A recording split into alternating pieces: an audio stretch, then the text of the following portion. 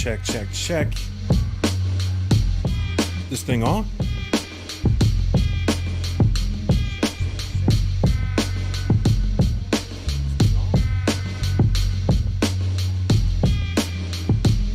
Make sure I ain't getting no feedback.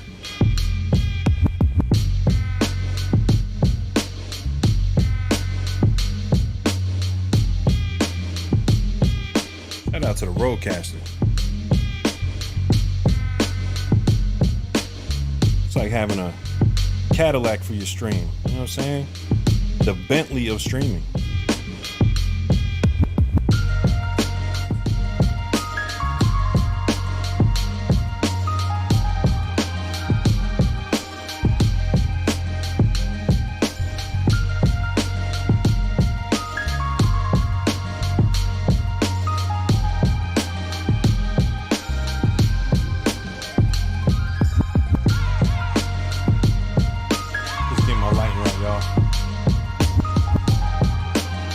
Think we good. Solid. Hope y'all feeling good on a Saturday night. Turn that ducking back on. It's kind of a cool feature.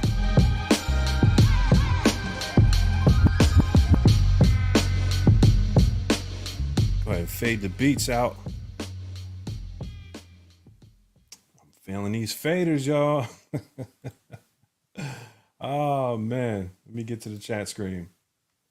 What's good, y'all? What's good? Thanks for tuning in tonight. Just kind of impromptu stream, man. I got some new tools I wanted to test out. I definitely wanted to test out the Rodecaster Pro 2 on the stream, which is, let me go to the overhead view. And that's this beautiful thing right here. It's been an experience today. I finally took it out of the box. It came in Thursday. And I finally got a chance to kind of, you know, break it out, get everything connected. And it's kind of replacing my Tascam Model 12. Not in like all the different ways that I was using it, but at least on the streaming side of things. Since I had the Model 12, I picked up the X for, you know, those of y'all who don't know. I put the story on Facebook on MPC gang. And yeah, I basically got the X for $1,000 flat at a pawn shop. So pretty crazy. I mean, the thing is like brand new condition, other than like one scratch. It has one scratch. It looks like somebody dropped, like maybe had it up against something or had something like on top of it and it kind of scraped it. But it had all the plastic covers on like the top right, the top left, as well as the screen. So once I peeled everything off, it was like brand new. There's no markings on like the transport buttons or anything. Everything is just like pristine condition. And the funny thing is like when I looked at, I went through it and kind of, you know, checked to see if like there was some beats saved on it and stuff. Nothing saved on it. It was still on version 2.6 or 2.7. So I think this thing was sitting in the pawn shop for a while. They probably didn't want to sell it. They probably gave the person a nice chunk of change for it and didn't want to sell it. So yeah, I got it for a G even. That was July 8th, my birthday. So I just kind of been getting acquainted with the X. Just it wasn't like a huge transition. It's definitely more buttons though. So I had to get used to doing stuff like this. Going from well, for one, the menu's over here. So the transport on the live and everything, you know, everything is over here on the right side, and you would just hit menu and then, you know, go to the screen or whatever. But like all the transport stuff for the X is up here. Not the transport stuff, but like the different screens. So like track mute is up here, full level, 16 level, all that stuff is up here. So you can go to like different, you know, the different mixer screens and stuff. It's pretty dope. Actually a close-up view I worked on. And this is like a new streaming setup for me because, you know, I was using the touch before and the touch allowed me to share the screen. So I can't share the screen the same way, obviously. But I do have this kind of close-up view that I can get to. And I might even be able to zoom it in for like tutorials and stuff. But we'll see. I might end up getting the touch again just for tutorial stuff. But I kind of wanted to take a break from the tutorials and just get back to just cooking up on the streams. You know what I mean? And even on the videos. I got my live too that I barely get a chance to use. And I want to just start shooting videos like out using it. You know what I'm saying? Using it in the world. I was doing that a lot the first year. Obviously, COVID was kind of like a crazy situation. There wasn't a whole lot of traveling people were doing. But then since I've been traveling, you know, things have been getting back to normal. I've been taking my Live 2 with me everywhere I go. I just haven't been cooking up that much. So everything has been at home, you know, working on a standalone Soul series. So yeah, man, just wanted to catch y'all up on what's going on with that. And so far, I'm really digging this Rodecaster Pro 2. I shot like an unboxing type of video today. I want to tie it in with like some usage, so I might take some clips from this tonight and tie it into the video. But yeah, man, I definitely think it's a really, really dope piece of streaming gear. Just really makes things simple. You know what I mean? Like if you're looking to kind of simplify your stream, you know, it just puts everything on its own fader. And I think that's where I was running into the issues with the Model 12. Going from sound design to streaming, I had to just, you know, I had to do so many changes, and I had to kind of like write down a diagram. And then I was having issues with like, you know, if I forget to hit one switch, I'd get like doubles in the microphone. It was crazy. So this is definitely a much simpler streaming setup, and pretty much I just have the MPC going to my Universal Audio Volt, and then that going into the Rodecaster as tracks 3 and 4, or channels 3 and 4, which is the second fader. And then the first fader, let me go back to the overhead. The first fader is the microphone. So it's a very, I mean, you can't really see it with the, let me see if I can take these. I'm going to take my social media stuff off the top corner. There we go. Yeah, you can kind of see it a little better now. So yeah, the faders are real nice. I thought they were motorized because they kind of look like it, but no, I don't think they're motorized. They just kind of got that the little bristles in there. You know, they kind of keep the dust out of there and keep the faders clean. And the actual faders are like this kind of like a brushed nickel type of finish. So it feels super premium. I'm really into like metal knobs and stuff, especially since I started rocking on the pedals and everything. Most of the pedals, like the CXM 1978, this is all, you know, metal fader caps. Obviously, you know, the switches and everything are all metal. And this new Dream 65 I just picked up from Universal Audio, that thing is bananas, like as far as getting like a 60s soul sound. We'll get into that. But, you know, you see it's got all metal knobs and everything.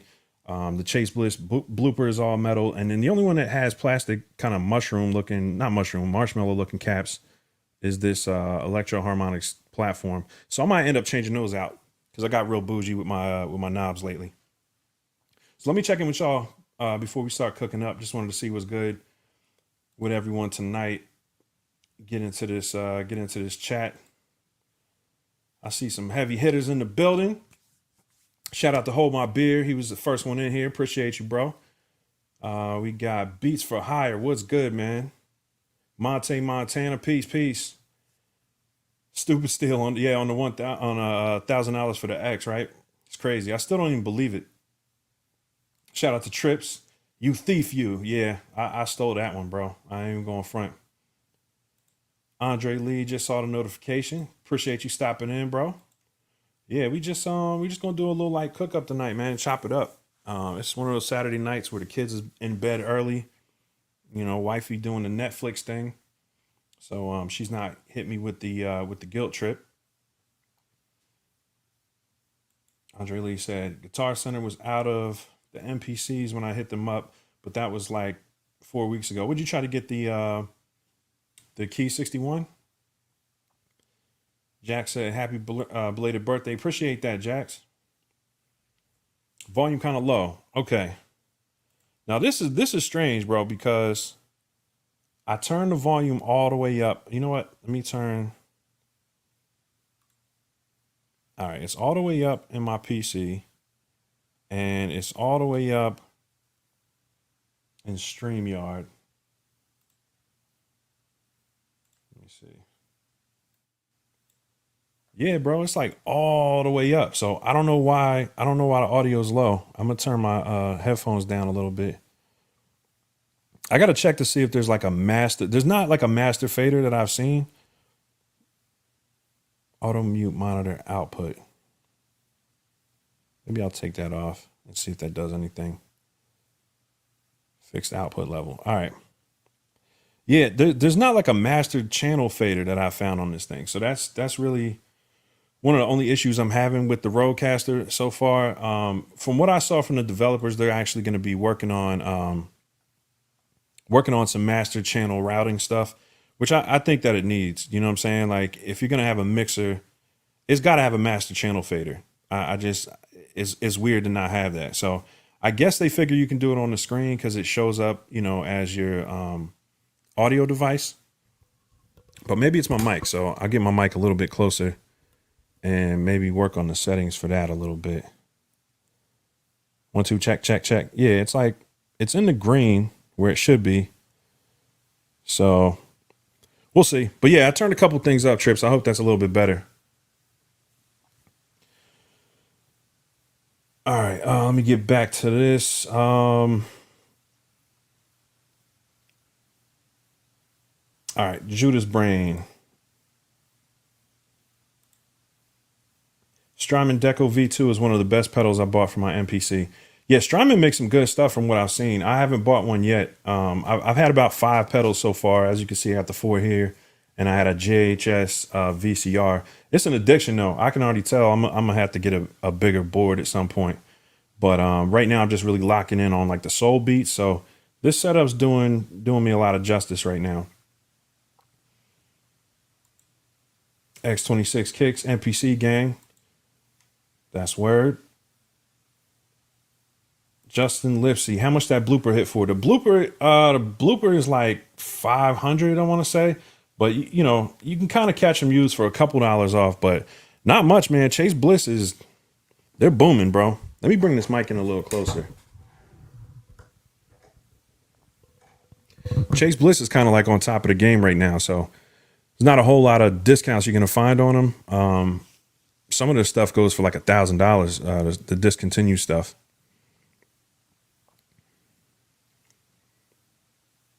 Yeah, check reverb for used blooper. Yeah, so the blooper is definitely. I haven't been using it as much lately. I usually use it for break beats to kind of give like a vinyl type of texture. So we'll kind of mess around with it tonight. It's the last thing in the chain, and what's cool is like if you don't, right now I have a stereo chain. The Dream 65 is stereo. Matter of fact, we'll go back to the overhead for you. The Dream 65, which is this black one over here. That one's stereo. Actually, all 3 of these are stereo. The blooper is mono. So I have the left channel going into the blooper, the right channel going back into the MPC inputs. So what's dope about the pedals is like you can pretty much, you can use it mono or you can use it stereo depending on, you know, if you just choose one channel or the other on your input sampler.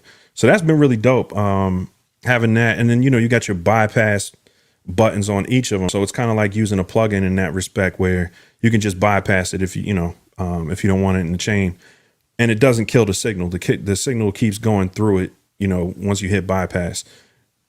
So it's a really cool workflow.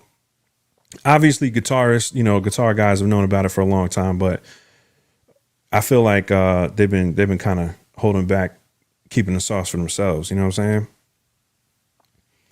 saying? B Jammin said, I want it for my SP404. And you know, like what's funny about the pedal workflow is like I got it kind of, I started it in lieu of getting an SP.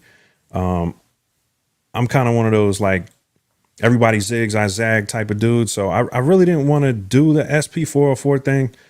I just never was into them. I know like people make some really cool stuff with them, and I like how grimy they sound. But it's just, I don't know. There's just something about it. I just like, I think I'm gonna go a different direction. So like 2 years ago, I started getting into the pedals, and now it's an addiction, man. So yeah, let's go ahead and start working on something. I've been fiending to cook up all week, man. I've been working on MPC gang merch. I've been working on Dad Beats stuff. Tomorrow we should be live at 4 o'clock on Dad Beats. Let me go ahead and start working on something here. Now I pulled up a guitar because I want to show y'all kind of the difference. Just coming, you know, straight out of the plugin compared to running it through the pedal.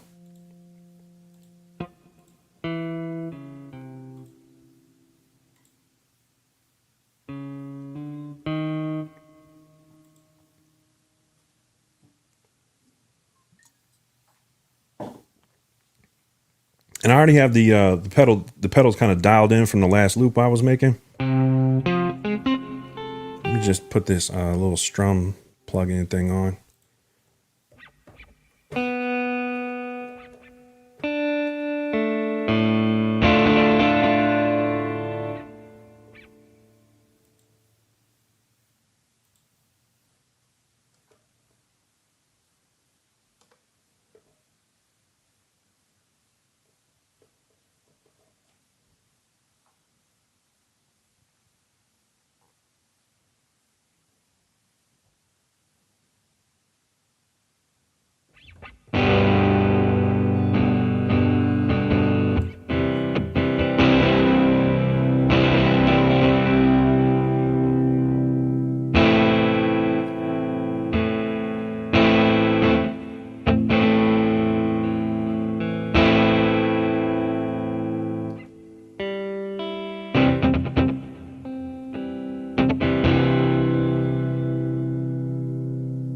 I'm trying to figure out why that thing's strumming like that. I forgot I got it on 120 BPM. Let me back it down some.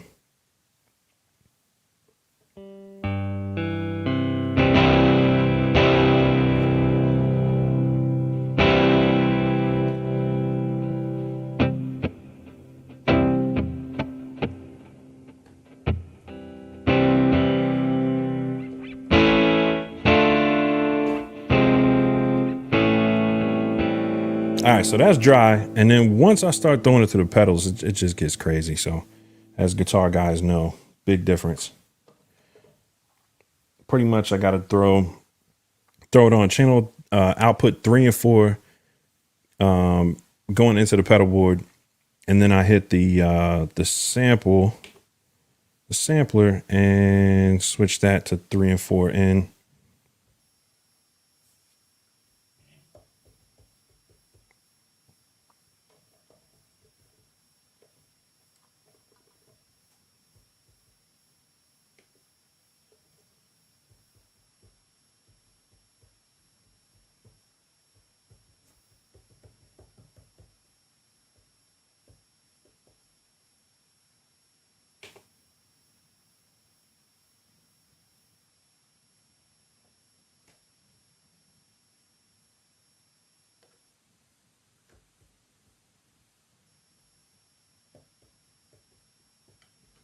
It's weird. I'm not getting anything.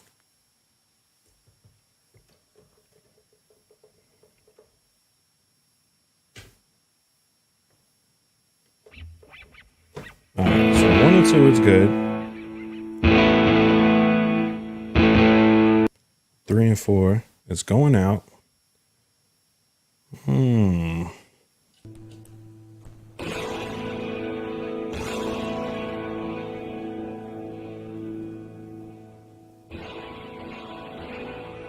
And that threw me off.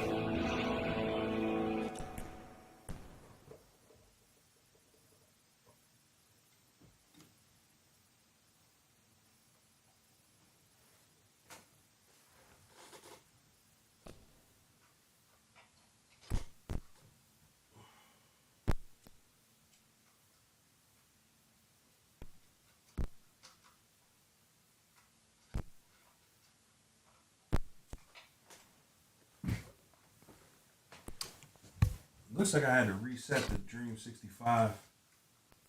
All right, there it goes.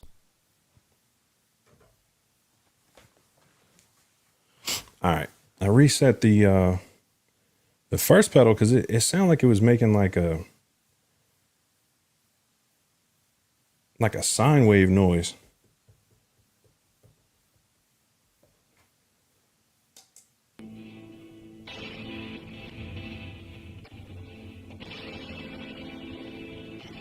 That's weird. That's the first time I ever had to reset a pedal.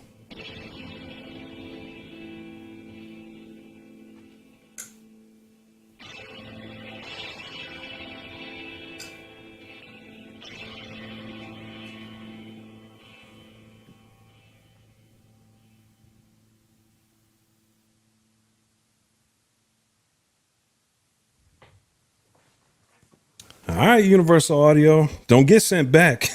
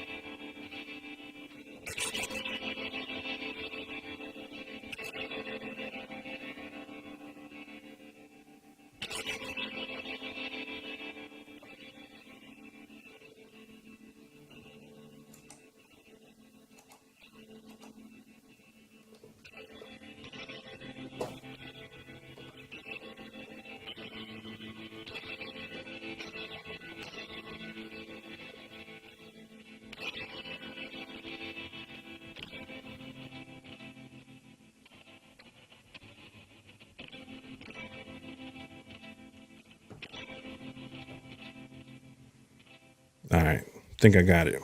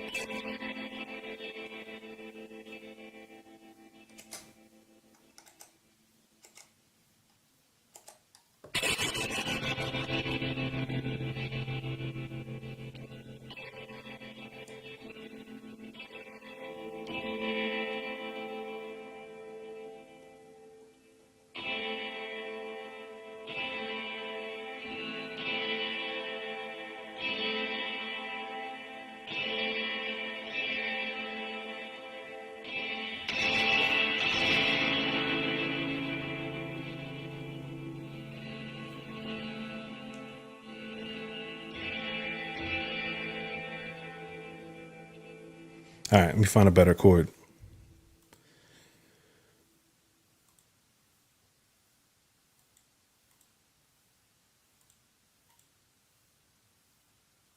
One thing I found about this guitar plugin is I really don't like using C.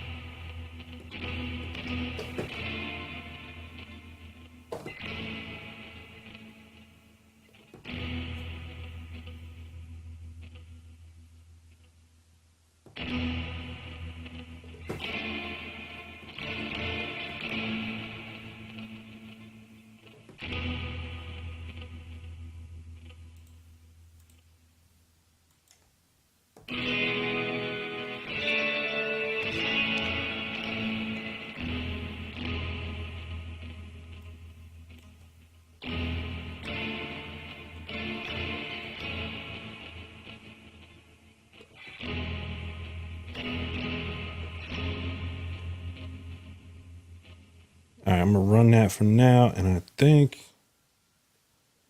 I'm gonna change that fourth chord.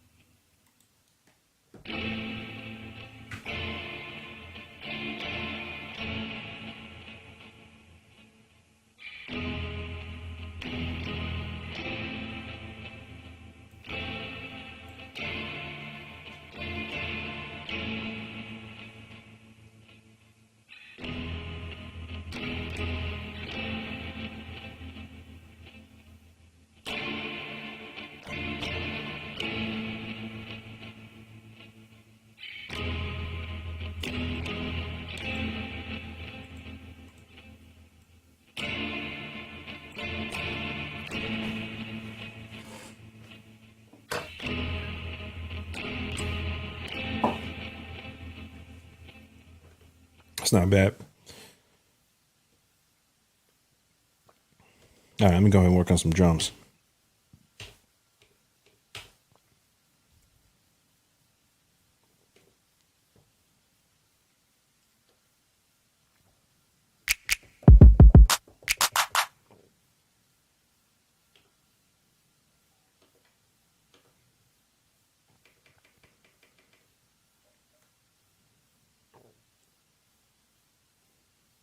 Actually, I think I'm almost done all the drums for Standalone Soul Volume 4, so maybe I'll pick out a break from there.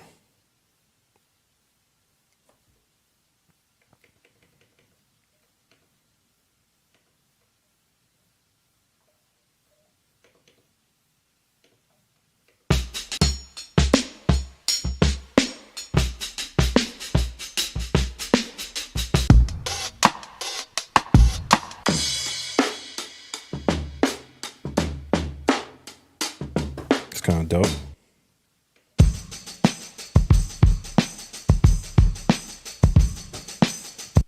Kind of like that one too.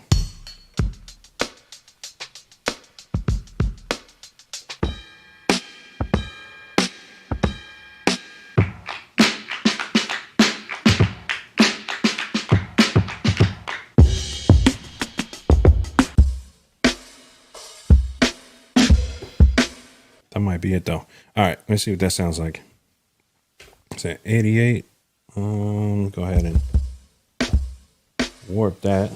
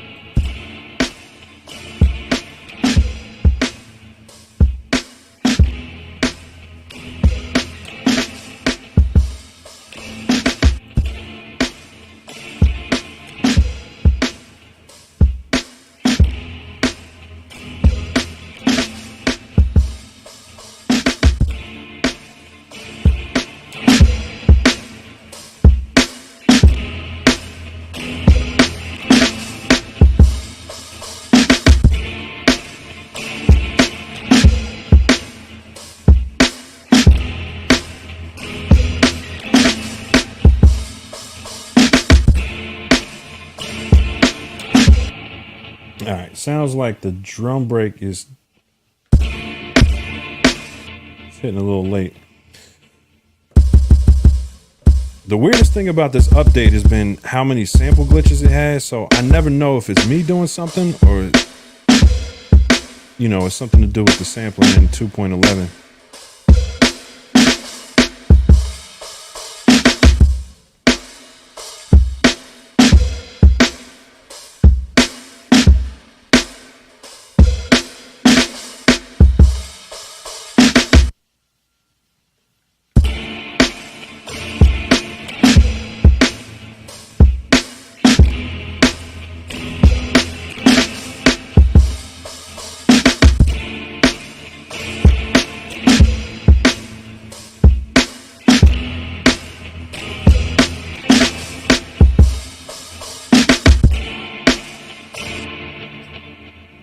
sounds like it's cutting in a little too fast, so maybe.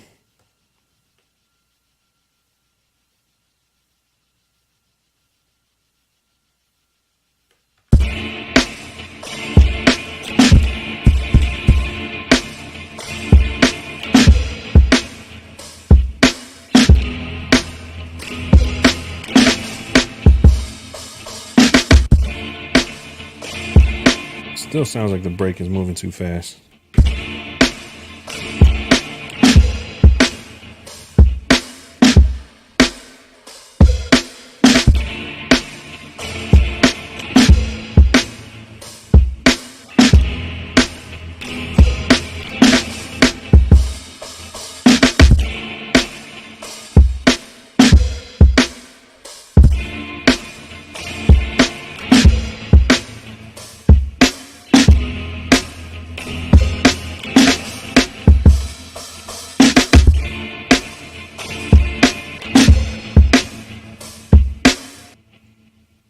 All right, I'm gonna take this quantize off.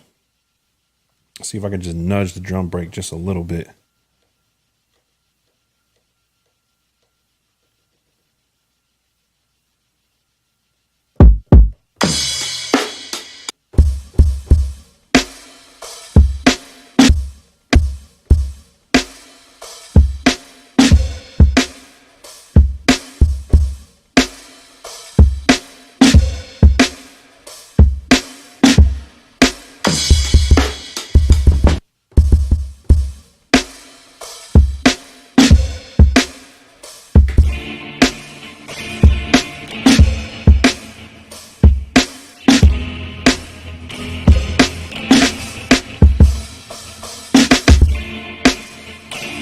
A little better.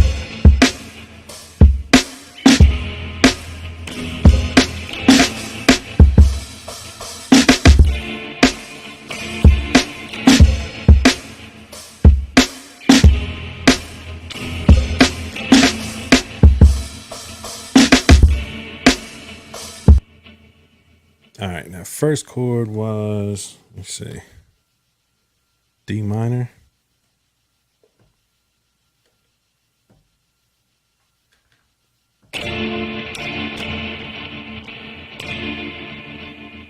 Yeah.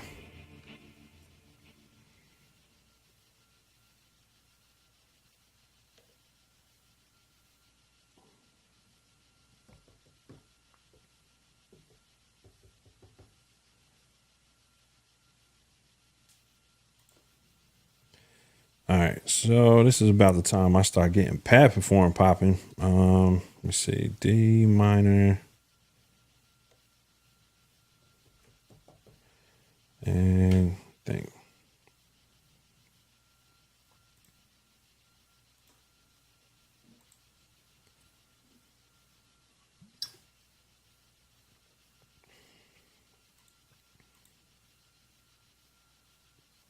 Trying to figure out what instrument I want to use.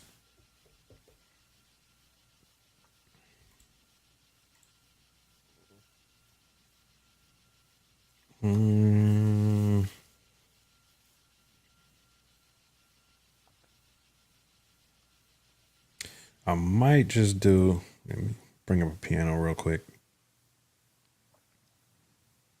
I might mess around with scalar and see if I could just follow the progression with scalar.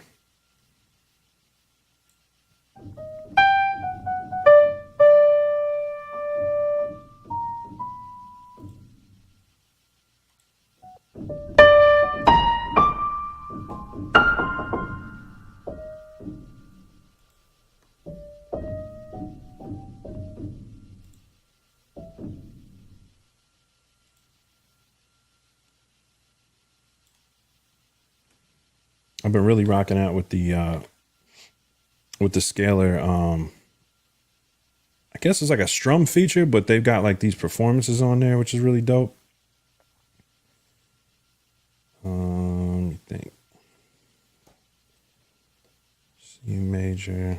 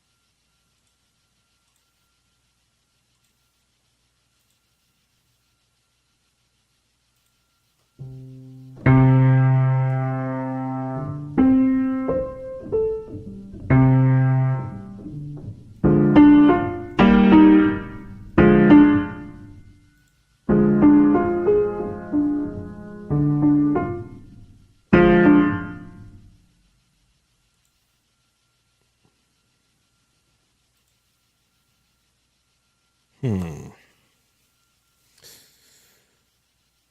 try one of these joints out.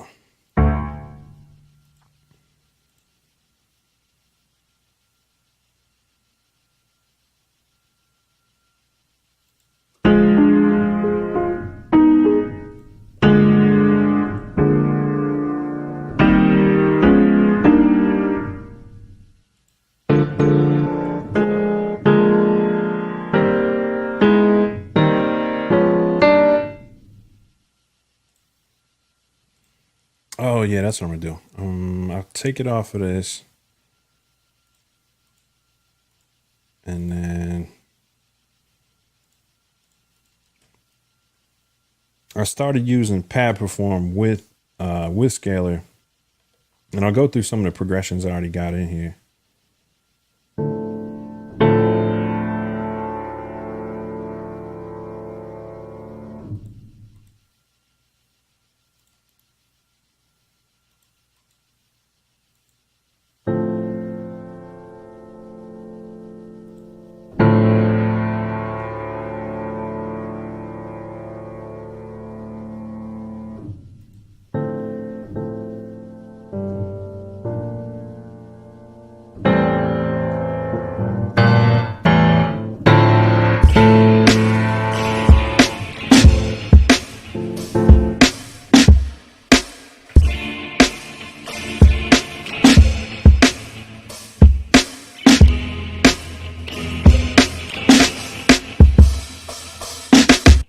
D minor to A major to E major to A minor. I'm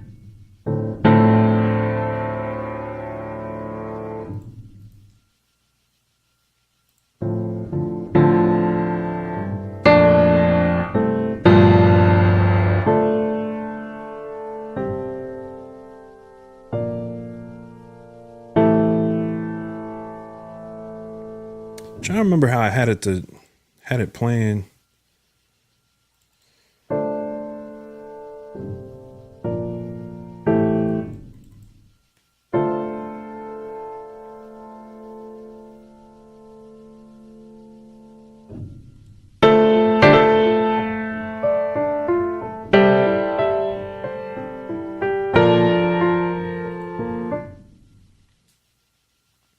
D minor to A major.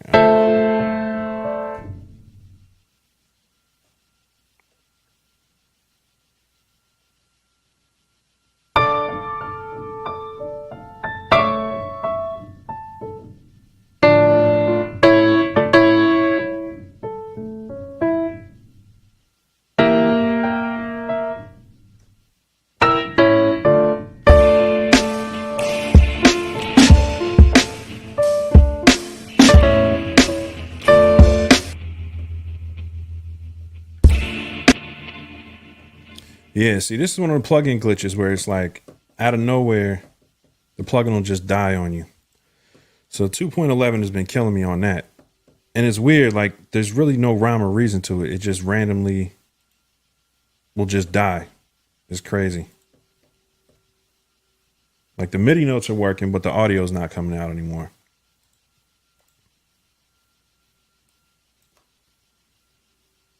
Have y'all checked to see if Akai put out another update since 2.11.3.5? That's crazy. It's a lot of decimals. Because I haven't checked to see if there's an update lately.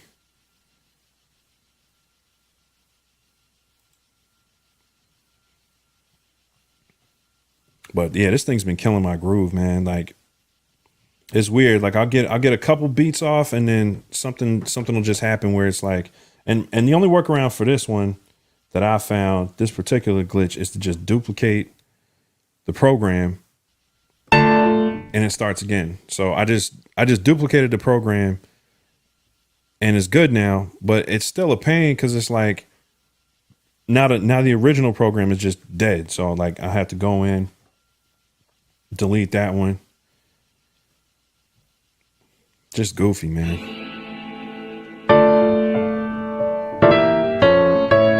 Let me check in with the chat, man. See what's going on with y'all. Traded to the living, lots of glitches and stuff in the update for sure. Yeah, it's been pretty wild, man. I'm just hoping they get the major stuff fixed. You know what I'm saying? Because it's like stuff like that's a vibe killer. You'll be in the middle of something and it's like something drop out. You can never really tell. Like this is the first update where I can't tell if I did something wrong. I keep thinking like I was hearing all these audio pops and clicks, and I'm like, damn, like I'm looking for the what's it called, the cross point or whatever, the 0 point, and I'm like, I know it's not hitting at a weird part of the sample. I try fading it in, then I'm like, yo, that's the glitch. Like I'm tripping. So I remember one time I spent 10 minutes trying to troubleshoot something goofy like that. You know what I mean? Like a pop in the beginning of the sample, but it wasn't anything that I did.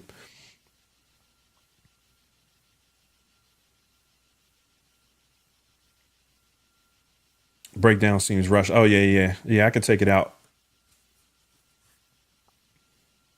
Trader to Living says, I'm gonna have to finally try controller mode. Never even installed the software yet in almost 2 years. Yeah, it's cool.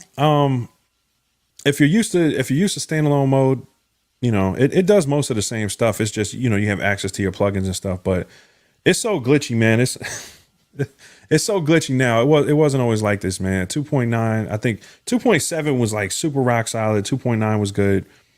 And then a lot of glitches happened with 2.10. Actually, no, 2.9 brought a lot of glitches too, but it wasn't nothing like now. Like right now, it's like, it's crazy. Your pedal chain signal is coming in through the audio. Yeah, I don't know what's going on with it, man. Like I never heard that kind of like, it's the Dream 65 doing that. It's noisy. I guess, you know, it's emulating an amp, so I guess that's why it's like that, but it is pretty noisy, man. It's kind of annoying. I'll bring the volume down on it for now.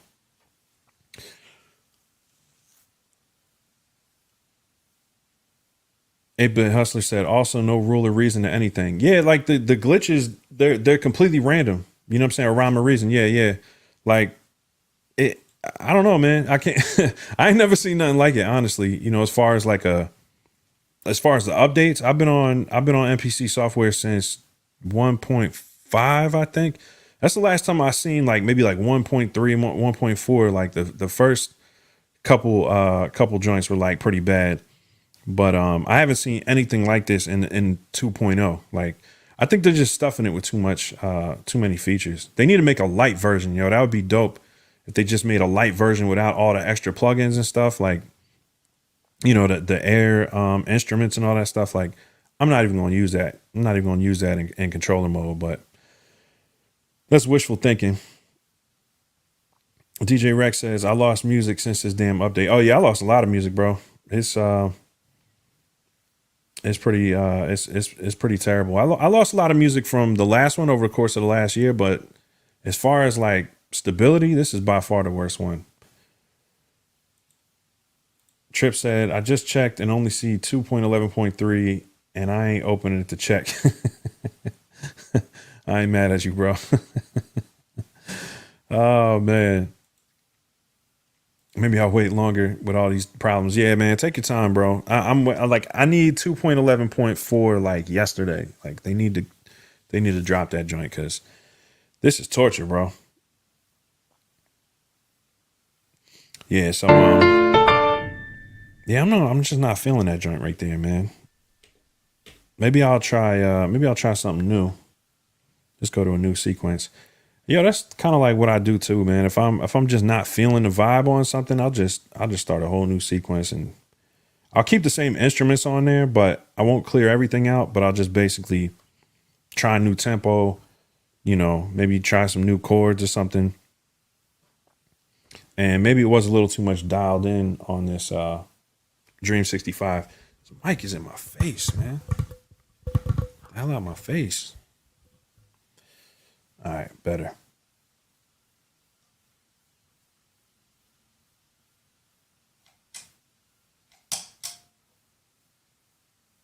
All right, I'm curious if I turn the one pedal off. Let me go back to the overhead.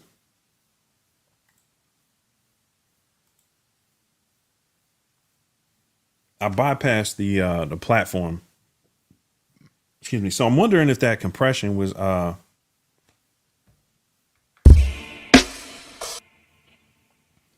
if the compression was making that noise like more like kind of just, you know, bringing up the noise floor. It sounds like that might have been it.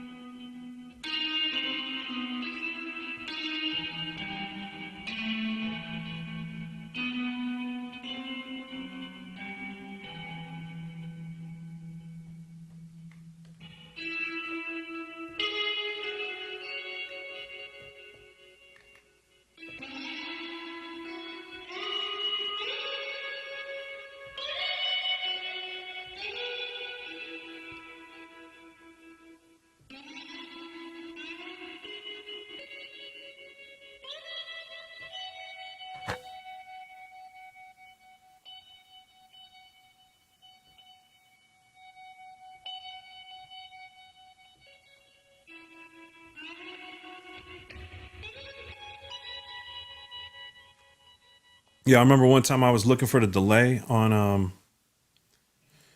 I was looking for the delay on the pedal. I'm like, yo, I don't see any delay. I don't understand where's the delay coming from. It was coming from the plugin, yo. It was driving me crazy.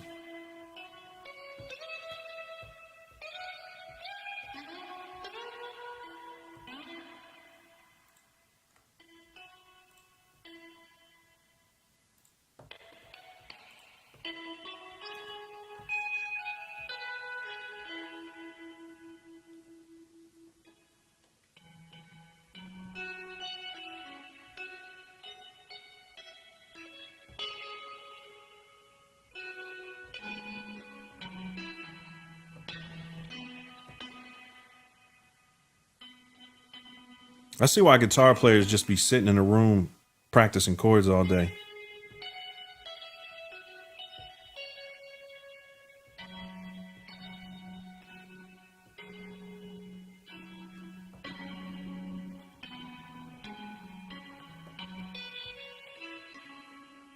All right, that's a much better tone. I think that delay was throwing me off too. Bring back the strums.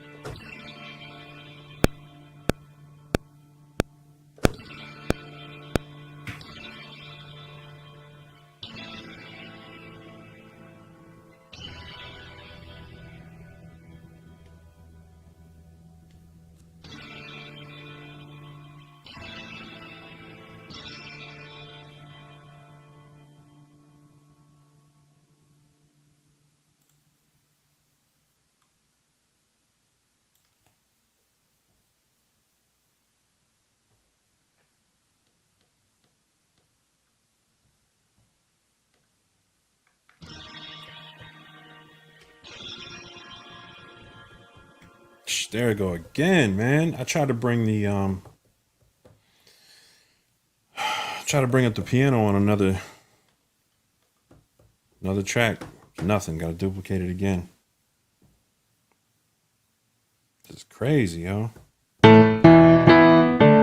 It just it's mad random. All right.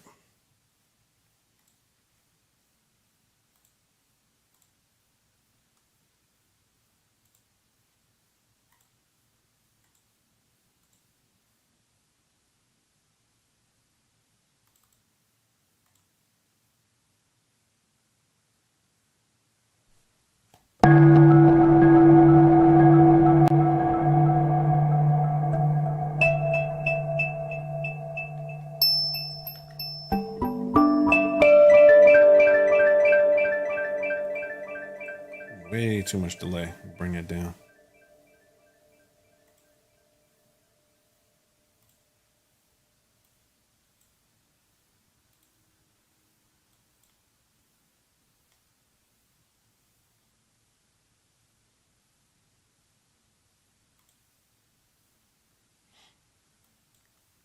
I got a lot of kind of like go-to presets in Reason, and this particular one for some reason saved with a whole bunch of reverb on it and delay. So I'm gonna just turn them all off.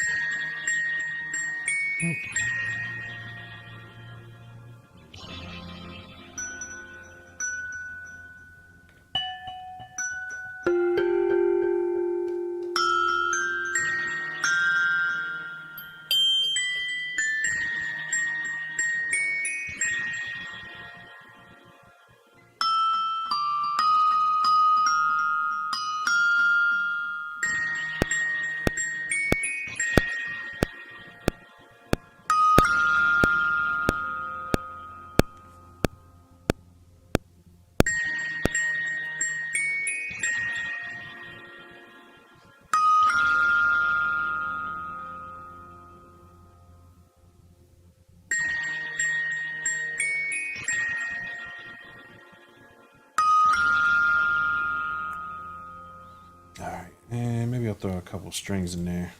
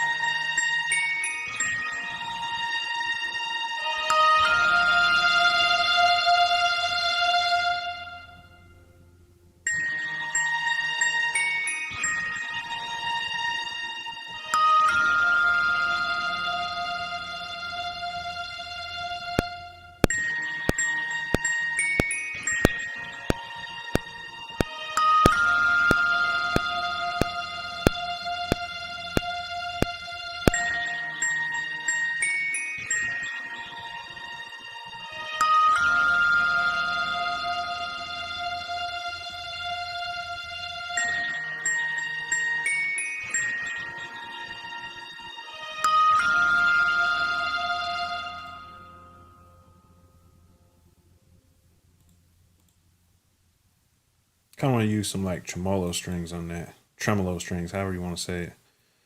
I think this has got some good ones.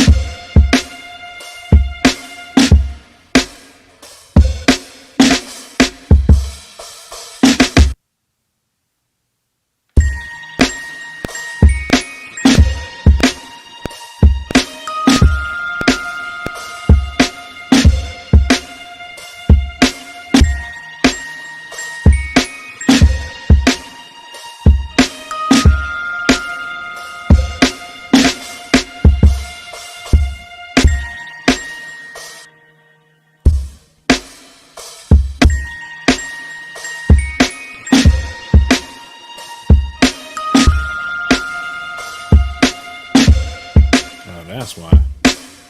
The hell did it start there?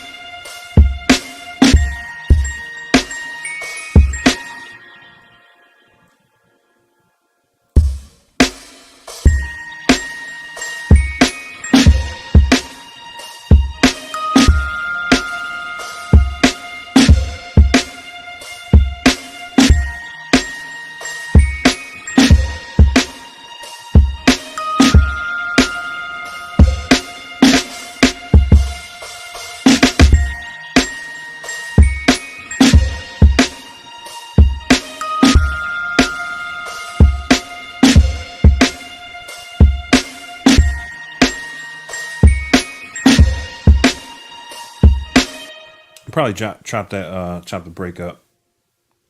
This damn sure give me a hard time.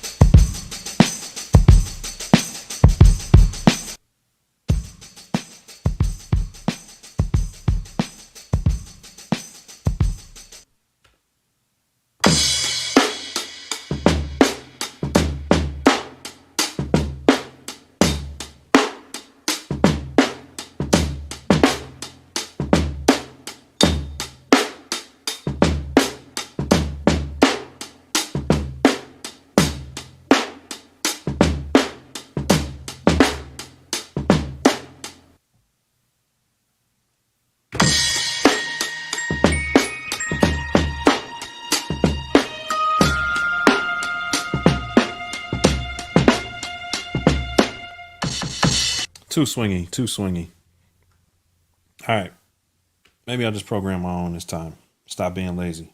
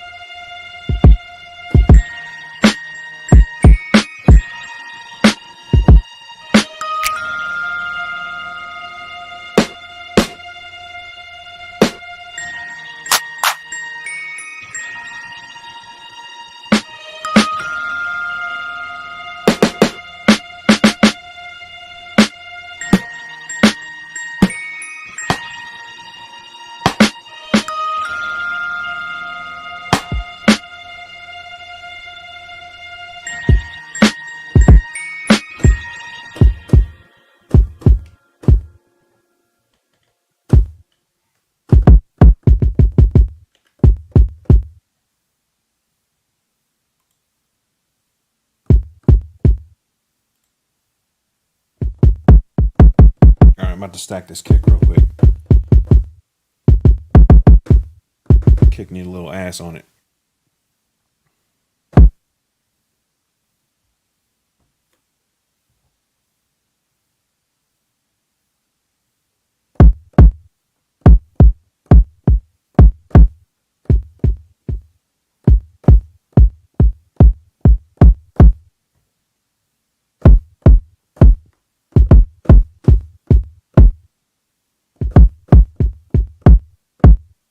I don't know if y'all can see the glitch with the 2. Like if you turn the wheel on the X, it goes up by 2, 4. This is so annoying, yo. I got to use the plus minus buttons more than any other update I've ever used. I've never had to use the plus minus buttons. I've never used the plus minus buttons like ever, except maybe scrolling through samples or something. But it's crazy. All right, I'm good with that. And then see if I can snatch a little hi-hat loop.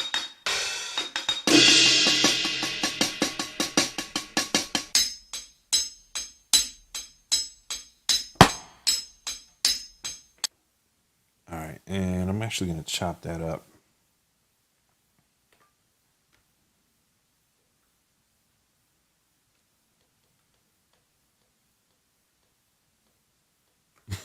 Yeah, like I go to scroll through the samples and I forget it's skipping by 2s.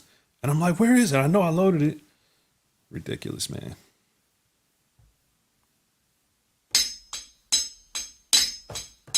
You know what? I'm just going to do this the easy way. Threshold, baby. Good old threshold. I'll be forgetting about that one. All right, shift and convert. Do it.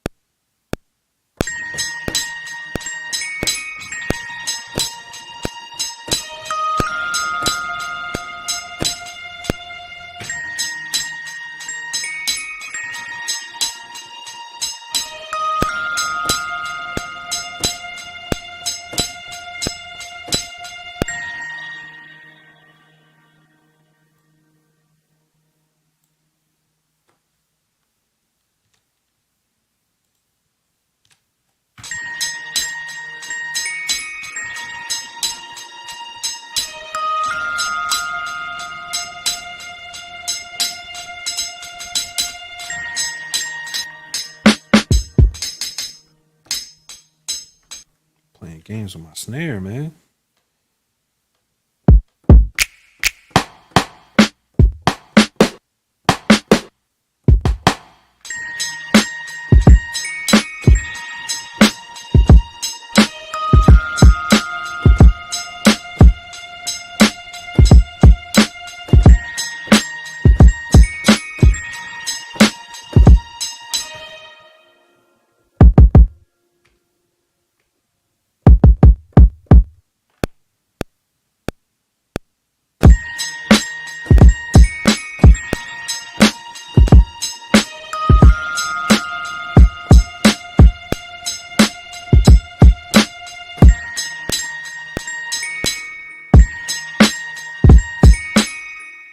Say what?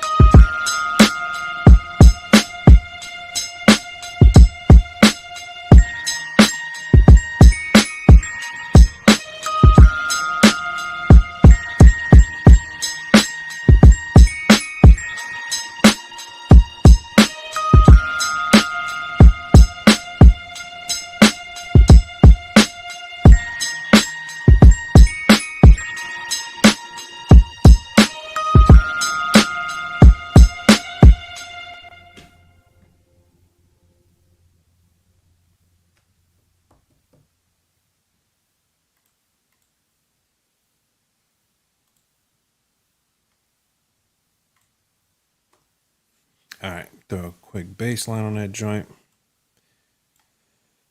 Check in with y'all in just a second.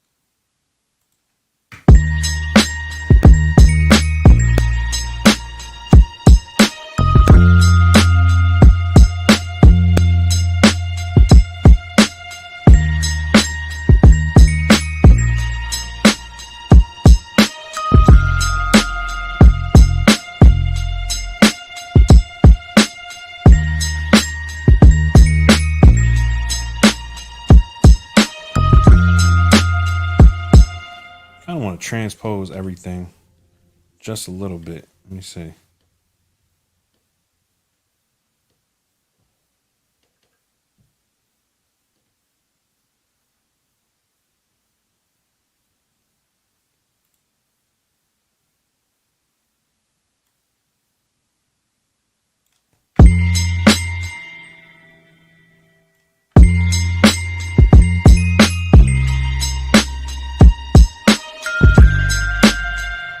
Better.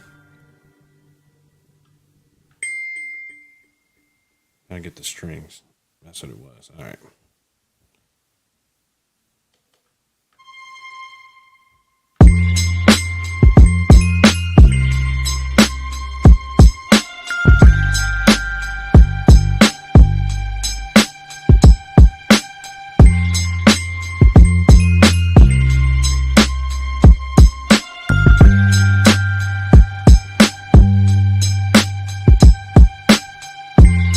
Much better.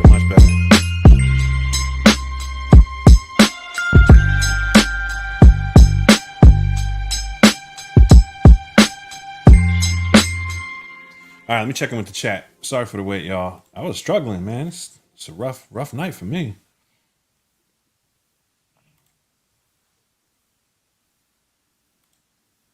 Bring up the chat screen. All right, let me see. Trip said, what a nightmare. When your sampler is literally hiding your sample from you. Not ideal. Yeah, exactly. Yeah, it's pretty crazy, man. There's a lot of workarounds on this update, bro. Like, I've been toughing through it, but it's weird, man, because it puts you in this weird position where, you know, once you make like 5-10 beats on a certain update, rolling back is just not something that's going to work for you. You know what I'm saying? I mean, you can, but it's like you just gotta, I guess those beats are going to be in limbo, you know, till the next update comes out that fixes it. But I'm just in a position now where I'm like, man, I wonder if I don't know, man. I don't know that it's ever going to go back to as stable as it was in like 2.7, 2.8. I don't even think it's possible now. They're putting so much stuff in the updates now that it's like, it's so much to keep track of. You know what I'm saying? Like, I don't know, man. I don't know if it'll ever go back to being as stable as it used to be. So part of me kind of feels like, man, maybe it's time to just like accept, you know, like it's kind of this iteration of MPC has kind of reached its peak, or maybe it reached its peak before, right? Like even with a couple new features, as far as stability and all that stuff goes, who cares how many features you have if you can't use it right? You know what I'm saying? So I'm kind of in that position now where I'm like, it's weird because my thought process has changed a lot on MPC's platform. It used to be like, I used to praise the fact that like they keep updating it, right? But now I'm starting to see where it's like, there's something good, there's something elegant about a product life cycle ending. Like, you know what it is, you know what I'm saying? It's not going to be anything more. You take it or leave it. It's just with this, people keep buying it thinking it's going to get better and better and better. And we all kind of fall into this thing where we think it's just going to keep improving, but maybe it won't. You know what I'm saying? Like maybe it's not really going to improve. Maybe it's already like a pinnacle. You know what I'm saying? Like it's plateauing. Maybe it's on its way down. And I've really been giving that a lot of thought. Like, damn, you know, maybe I need to scale back. Maybe MPC software and the firmware is kind of reached its plateau where it's going to be, and it's just going to get worse from here on, which is, it sounded crazy when I first said it to myself, but now I'm like, there's a good possibility that might be the case.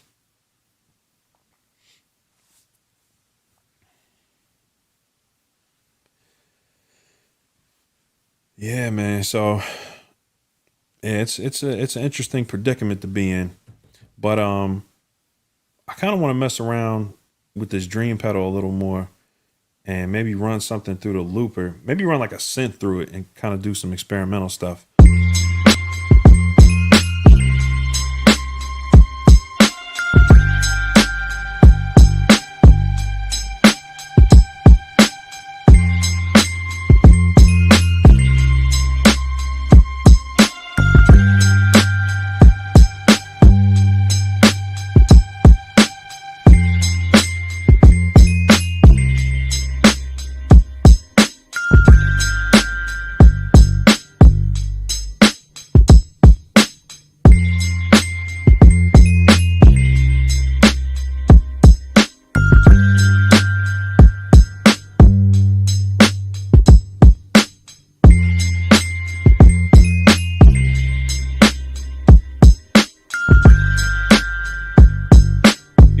Camera out, man. This thing's in my face.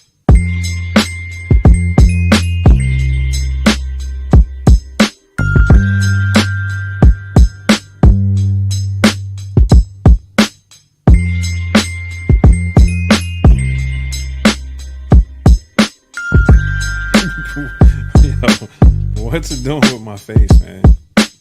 Okay, I quit. You win, OBS. I'm not touching you. OBS is like, yo, don't mess with me. Don't mess with me on the air.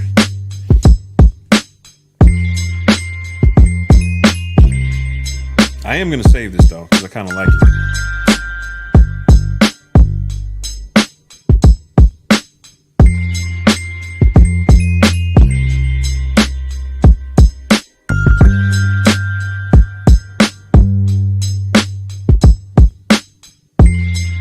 Oh, you gotta stop the beat to save it now. Lord knows what'll happen if you don't. Definitely don't want to crash. All right, and let me see.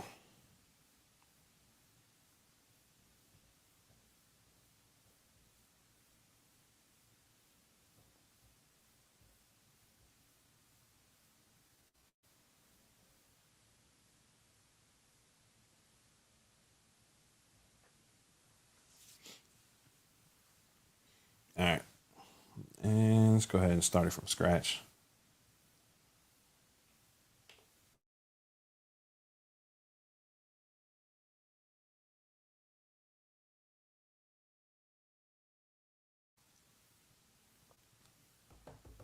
All right, so this time I kind of want to experiment with the pedals a little bit. EP. Let's see what we got here.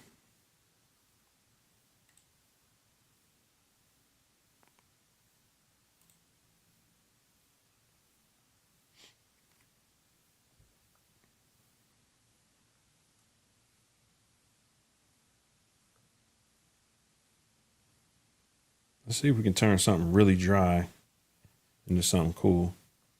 Velvet, right? Velvet is... Oh, a second. There's the MPC plugins. I think Velvet is the full version of Electric.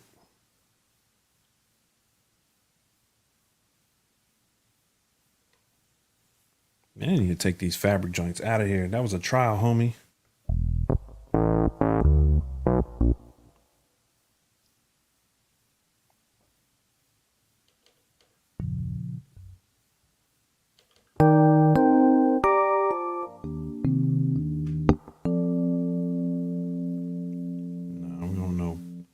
Ballad EP. Get that out of here. I'm going to say the tremolo for the pedal. Let me go to basic. It sounds fancy. L Piano 1.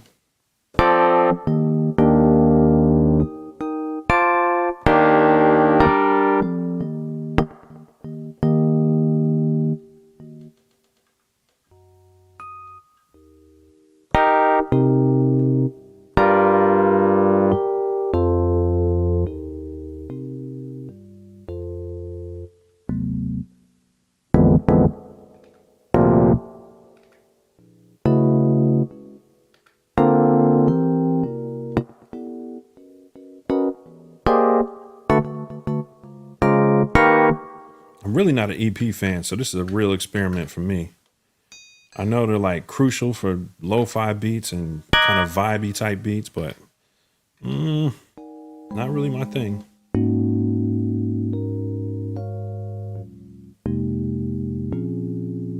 Trying to make a Tribe Called Quest beats. I'm a fan of a Tribe Called Quest, but I don't make beats like that.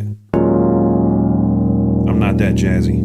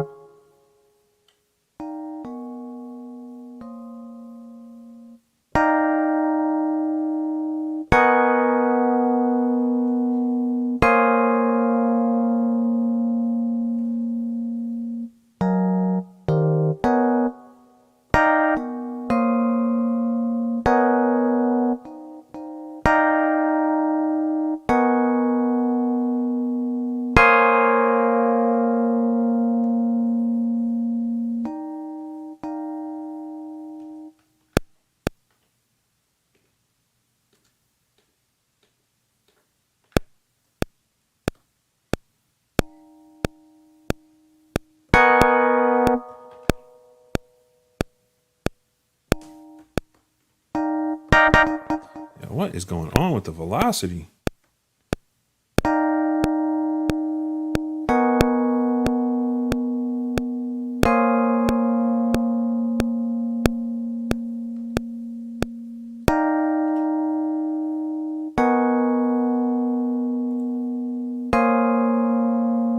Go ahead and kind of trill these a little bit.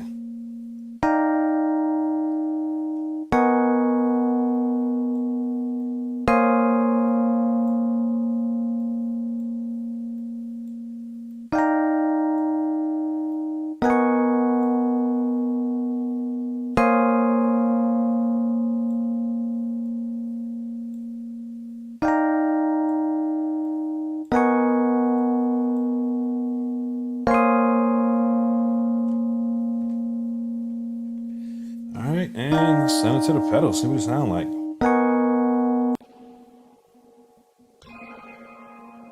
It's kind of dope.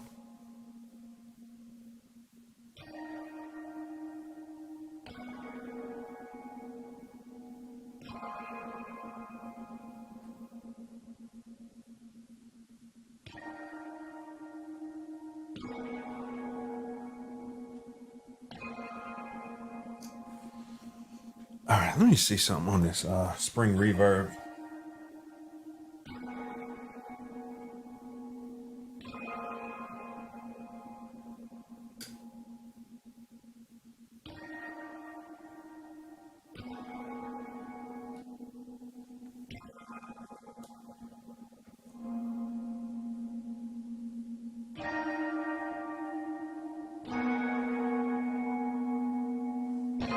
It's kind of vibey. I like it. Mm-hmm. Mm-hmm. Think I'm gonna sample that. I've been doing this cool trick where maybe it's not a trick. I don't know why I never used these before, right? Like these inserts on the sampler. So I'll just throw like a channel strip on there. So I've been using the BX, the Amec, and the Focusrite. So they're both like Neve created consoles or whatever. I guess Rupert Neve designed them. Pretty dope sound to me.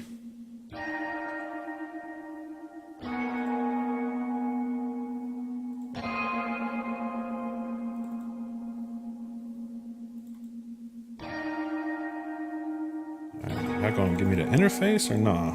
Okay. And I've been going too crazy with it, just a little bit of sheen on it.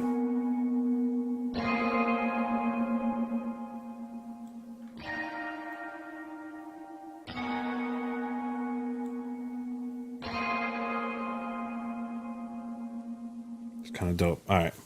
So yeah, I just been throwing like a channel strip on the input before I sample it, just to give it a little character going in. Not like the pedals already didn't give it some character, but sometimes the compressor and stuff is helpful when you're doing that too. Let me go back to sampler. And I'm gonna turn the loop off and put it on even tempo 92. All right. Turn the loop off and here we go.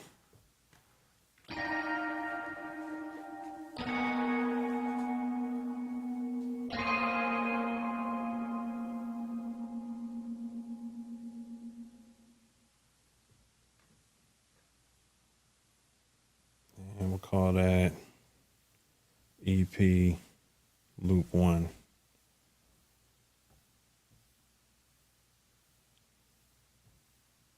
Yeah, it should be on point.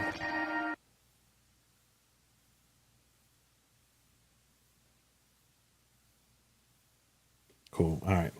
So I'll usually mute that and then go to the next track, start a sample program, and I'll just drag the loop over to a pad.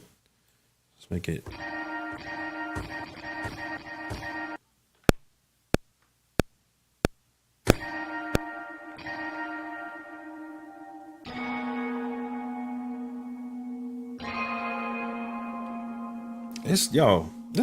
This sounds good.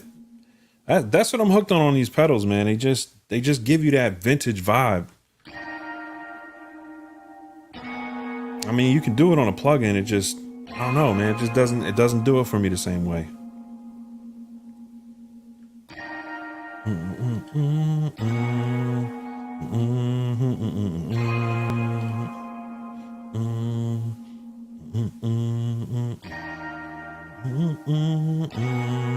Sounds happy, you know what I'm saying? Bill Withers, a lovely day vibes, you know what I'm saying? I'm here for that.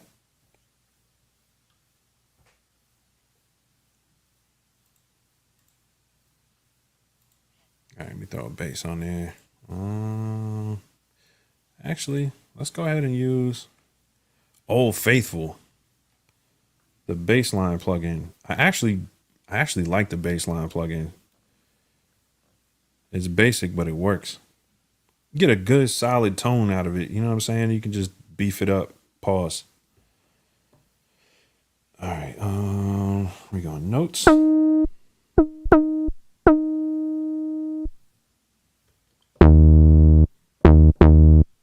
That's what we want.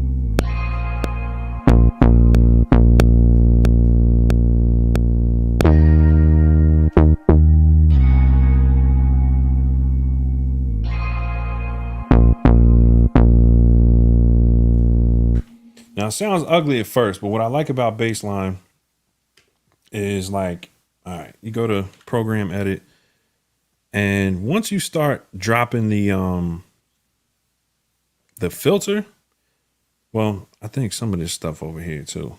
Amp attack, yeah, the amp attack I'll bring down.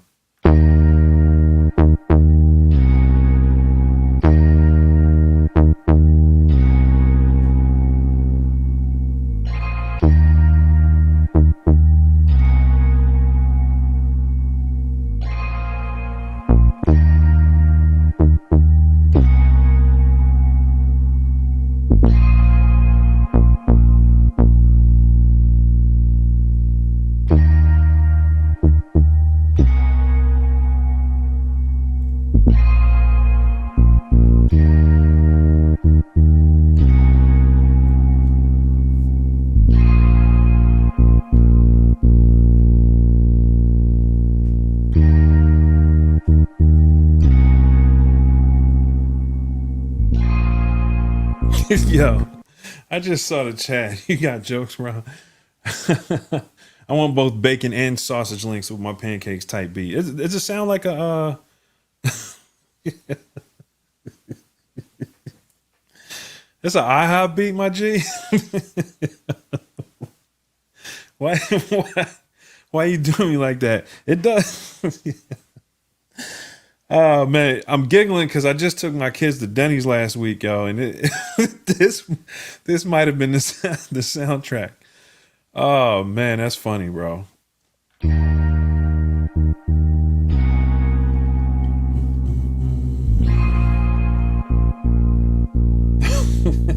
May 4th, that slap bass you had before was tight. You feeling that? All right, I'll just throw that on real quick. That's one of my favorite basses from Reason. It's like a preset, so I'll go ahead and load that up. You don't gotta twist my arm to use that one. It's definitely one of my favorites. If MPC will let it work, that's the only thing. All right, low preset. Yeah, it's called my Broad Street bass.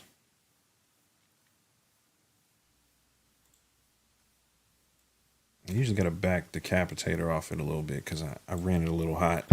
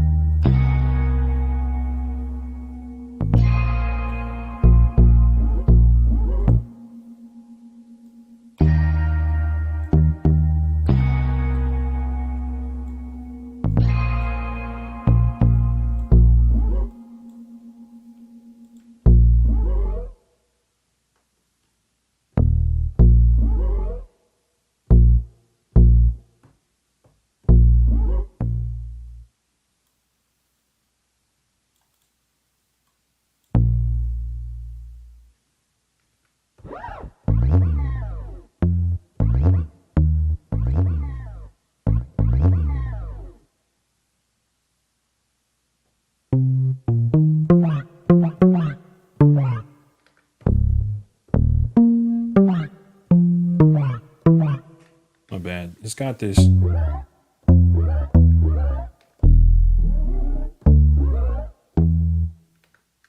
It's got this slide. There it goes. That's the one I'm looking for.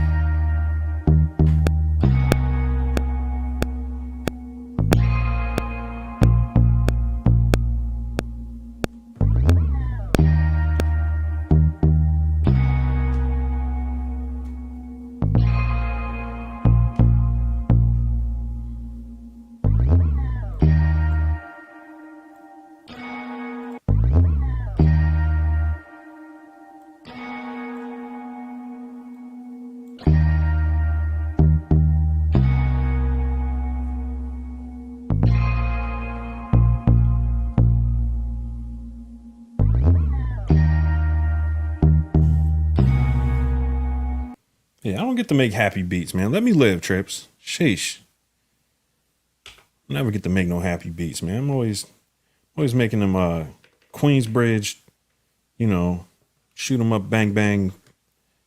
I used to live in the projects beats, you know what I'm saying? Sometimes I just want to be happy. You know what I mean? I want some, it's like a Mos Def joint. Like, matter of fact, I'm gonna start putting echoes on my voice, man. This Rodecaster got a it's got a dope little delay thing. I'm about to get my Mos Def on this joint. Don't get me started. I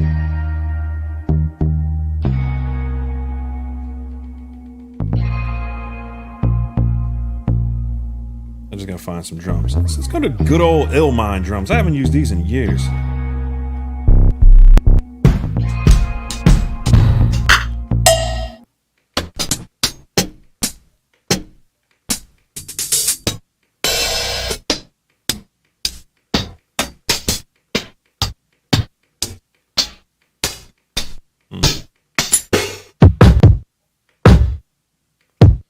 Too punchy, man.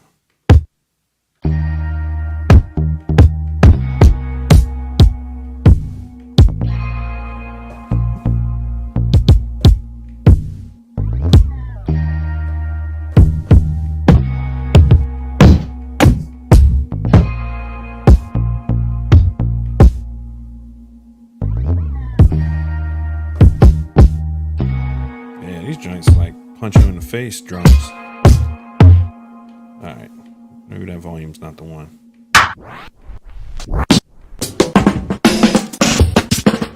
Yeah.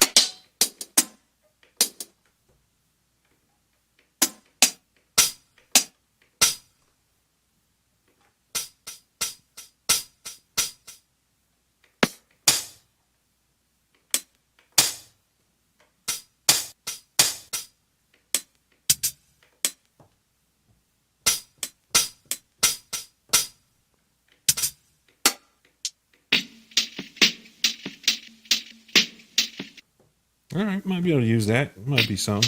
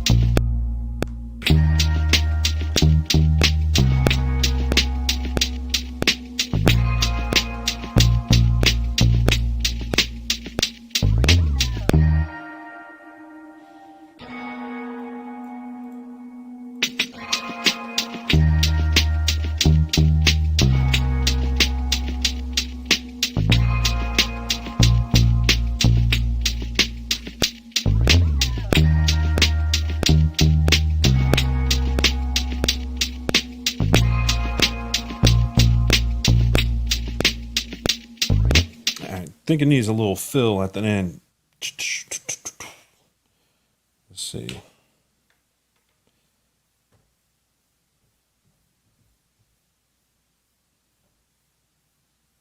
No fills? No? Can't. Nothing for your boy?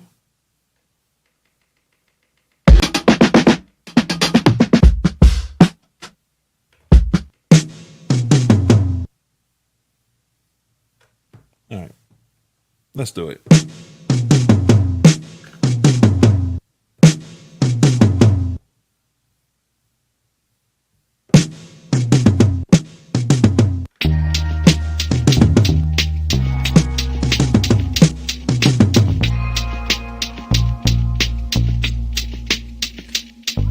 Put this joint on, let's see.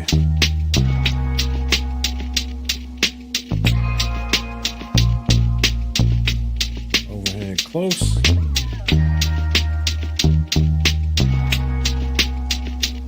All right, you want to throw mute group on 1.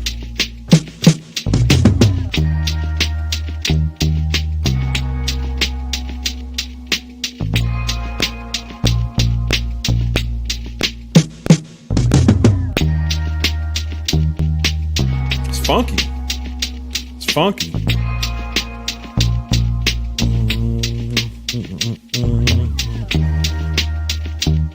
I can hear Mos Def already, bro. I mean,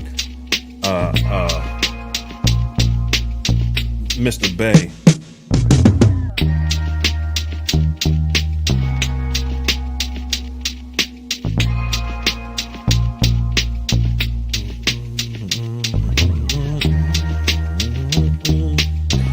Go to Old Faithful. Old Faithful.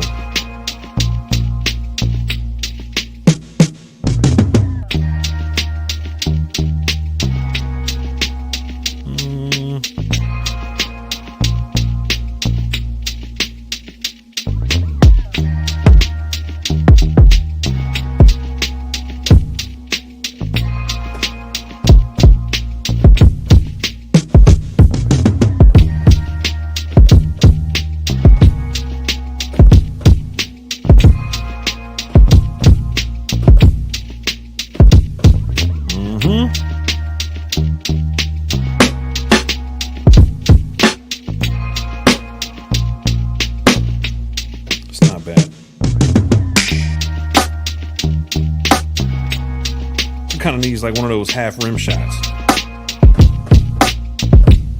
Maybe not.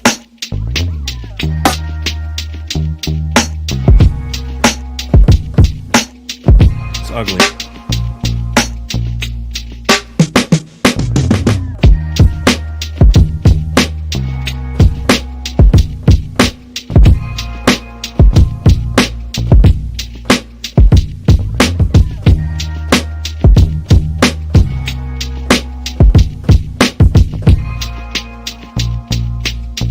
All right, one thing I got to do real quick. We're going to stack that too. Because I like my kick, clearly. I made it. And then this one, it don't got no beef on it. I don't got no balls, pause. So we're going to put...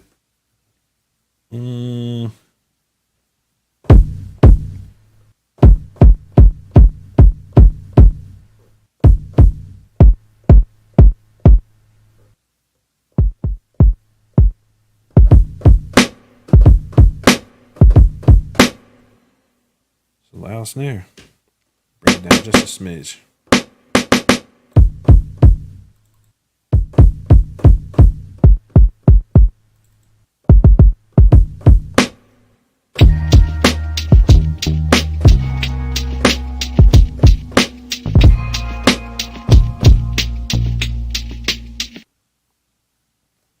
Gangstar hard to earn type beat.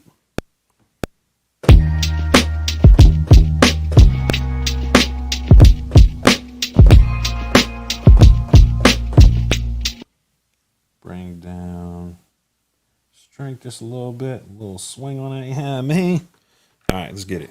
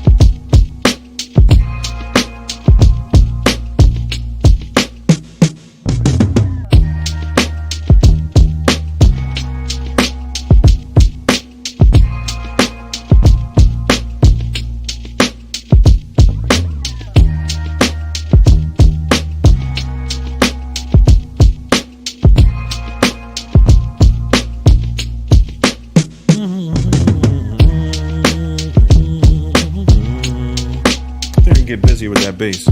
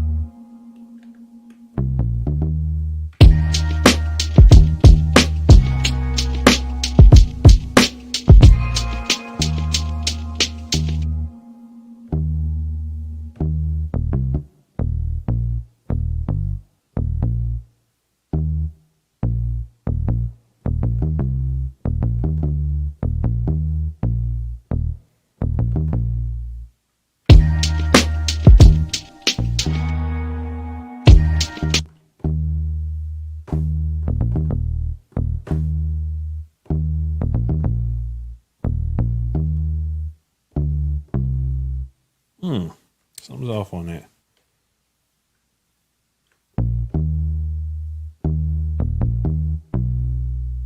There it goes. It was a minor, that's why.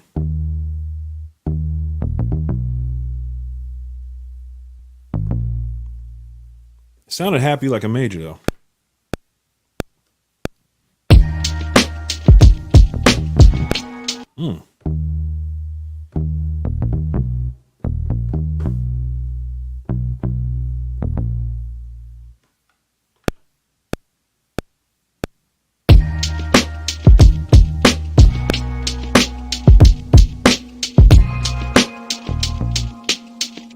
All right, let me see something quick.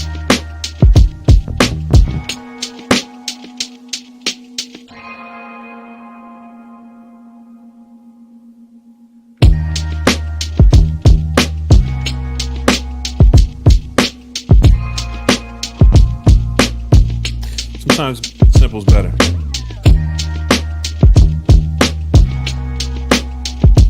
Snare's a little dry. Throw a little reverb on that.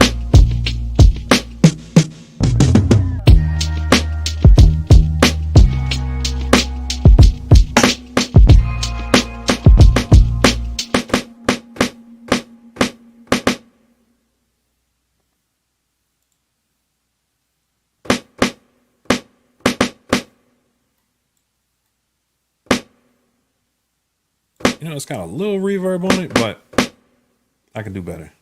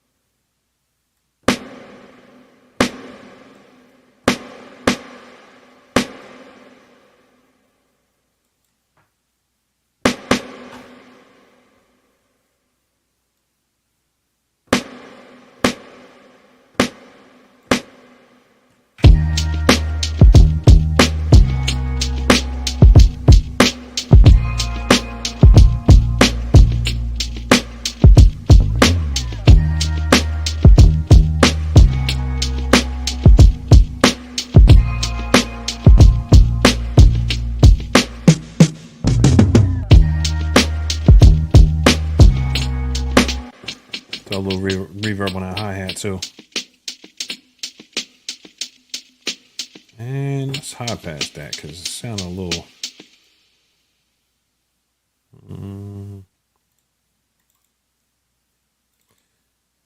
Good old hammock on that joint.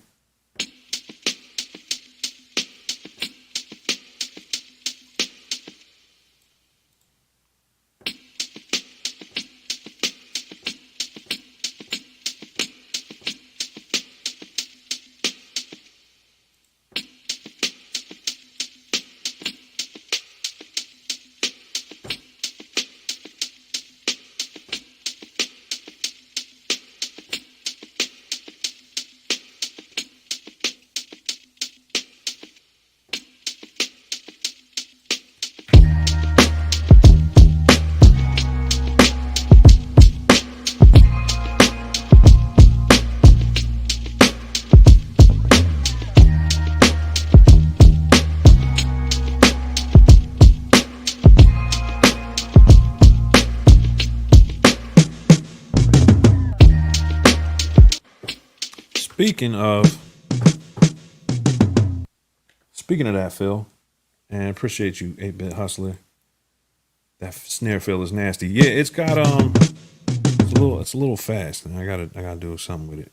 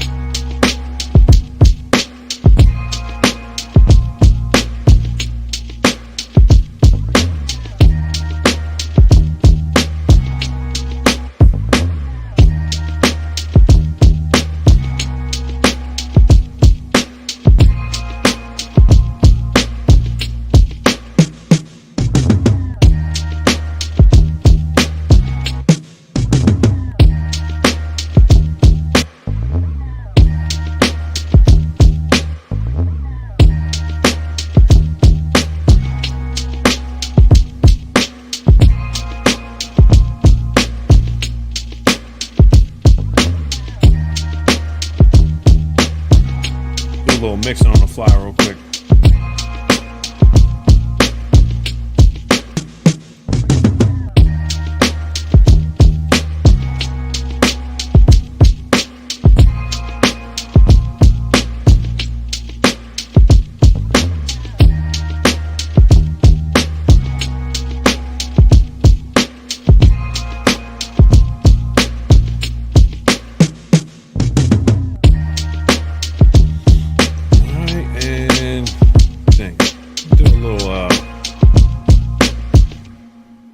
Bring these sub mixes up and make me a little drum sub mix. I've been really liking to do this because it kind of just adds a little more punch to the drums and makes them more cohesive. All right, and let me see. Main channel. Let's go back to the drums. Start sending these over.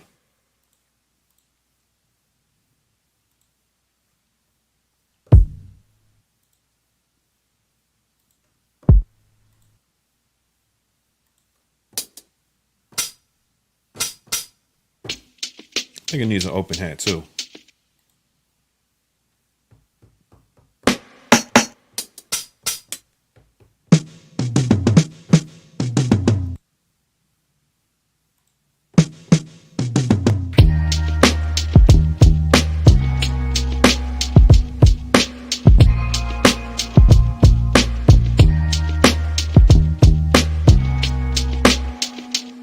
Bass is not keeping up with the kick. That's what it is right there.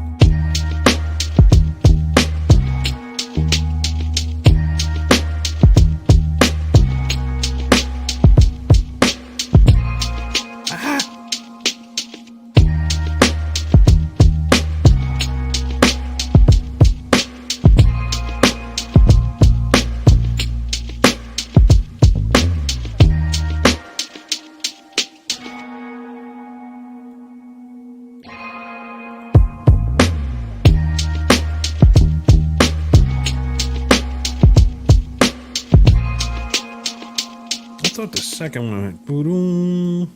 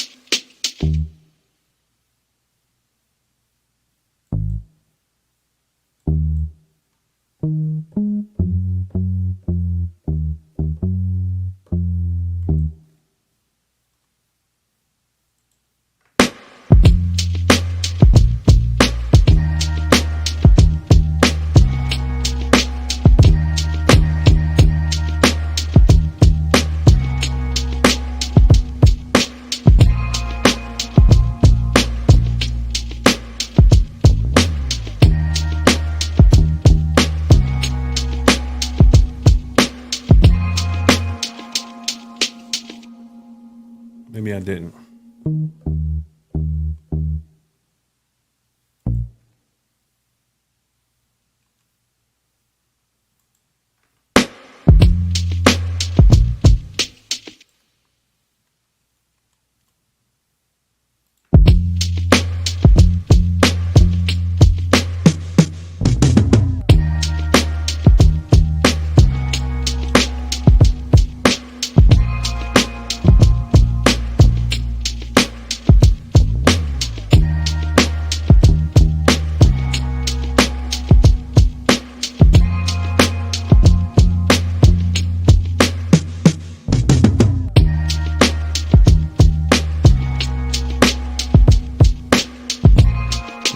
Yeah, I think I'll bring it back. And we'll go events. 1 to 5. Replace.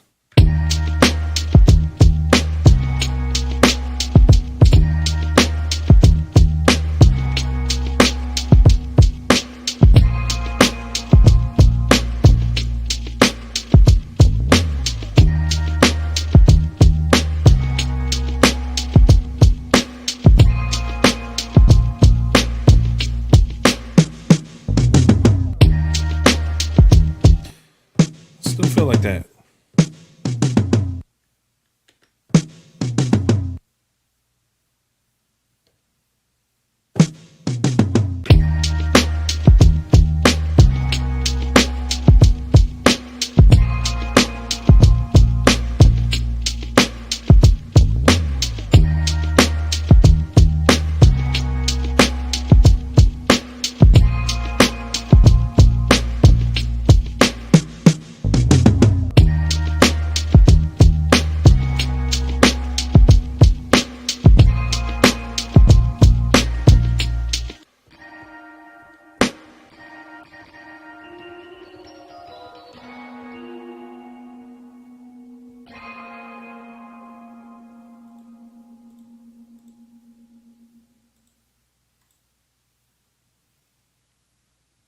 All right, and I think I'll put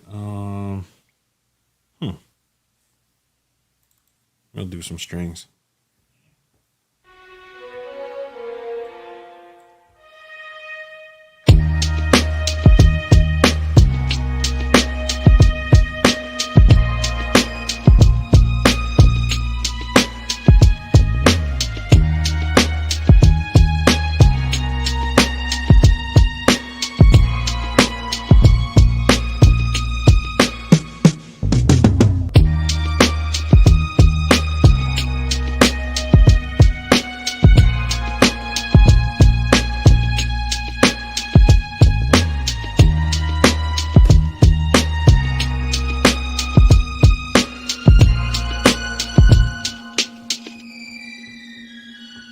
All right, it's starting to sound like some Sade type stuff. All right, let me check in with y'all. It's definitely a different vibe for me. I just really wanted to see what it would do on an EP, but it sounds pretty good. I kind of like it. It's definitely not the type of beat I normally make, but I like the fact that the EP doesn't sound cheesy. All right, let me get in this chat, y'all.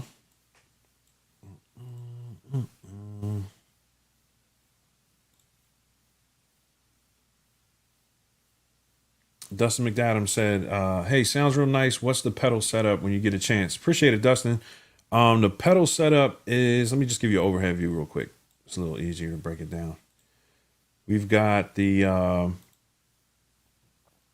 we're going straight into the Dream 65, which is my newest one. Basically 3 and 4 out of the Volt, because I'm not using the interface on the X. The Volt actually sounds better than anything out like on the desk. It sounds amazing. So I'm hoping he make like an 8-channel joint, because I'll grab that in a heartbeat.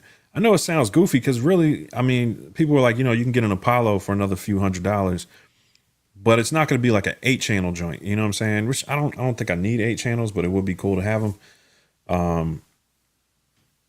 So basically 3 and 4 running out of here into the Dream. All 3 of these are stereo. So we're going into the Dream, then into the Electro Harmonics platform, which is compressor. I use the tone on it to kind of scale down because the Dream is very clean, even though it's like an emulation of like tube style 65, like 60 style cabinet or whatever. It still sounds pretty clean. So I usually bring the tone down using the tone knob here in lieu of like an EQ. I mean, I could EQ it later down the chain, but I like the fact that this has a tone knob. And I'll compress it. Sometimes I'm not doing it now because the compression kind of brings the noise floor up on the Dream, which is emulating a cabinet. So I don't really like that. So I turn the compression off and I'm just using the tone and a little bit of the drive. The tone knob is at like 75%. And then I'm running into the CXM 1978 for a little extra reverb. This does have, it does have a spring reverb in it, which is, it's okay. It's cool. Like it sounds good for spring reverb, but if you want something a little more lush, the CXM 1978 is just super lush reverb. Best. It's the most beautiful reverb I've ever heard personally in my life. That's just me. I guess Lexicon's like, this is kind of like emulating a Lexicon, but it has a couple updated features. So yeah, it's pretty amazing. I love this reverb pedal. It just sounds so smooth and lush and it's beautiful. It's buttery. And then the Blooper is over here. I haven't used the Blooper tonight. I usually do it to kind of like resample stuff. And it's cool because like for anybody who's not familiar with it, you can just kind of play something like a twinkle type of sound. Like, matter of fact, I'll go back to the electric piano.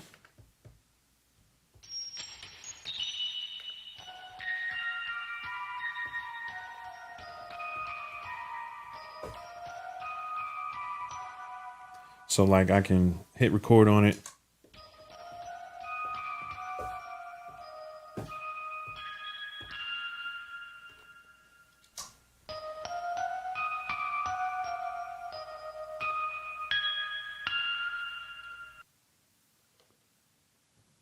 Turn this to mono and then bring it to 3.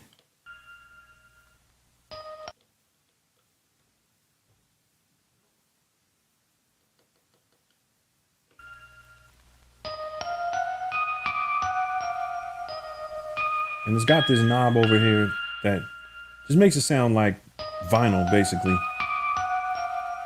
It'll wobble it just a little bit. And then you can speed up the pitch here.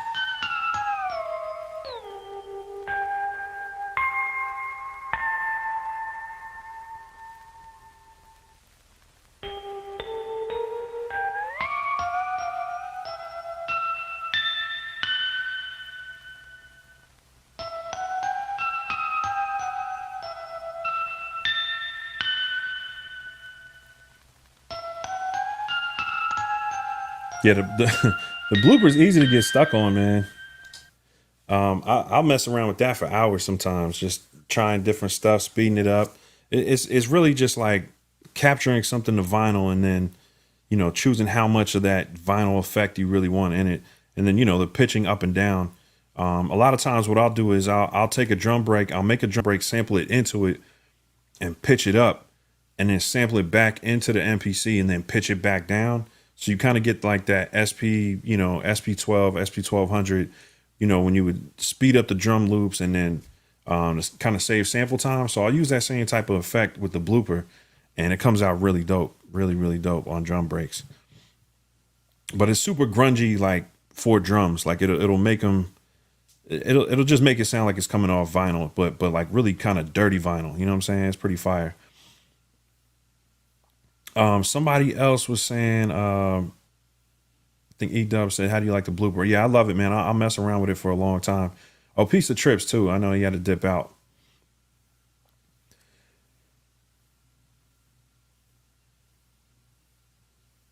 All right, let me see. There was something else I was reading.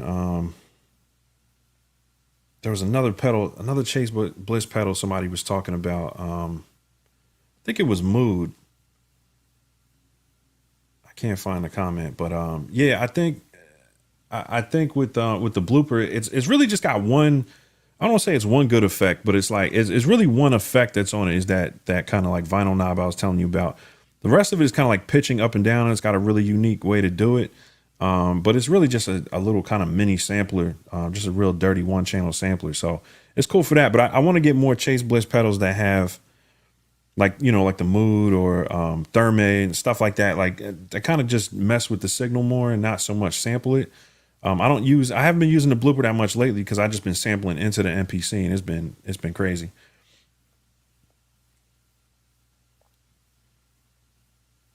Dave Hates 808 said, I want that hologram microcosm pedal. Yeah, I've seen a lot about the microcosm too. It seems pretty dope.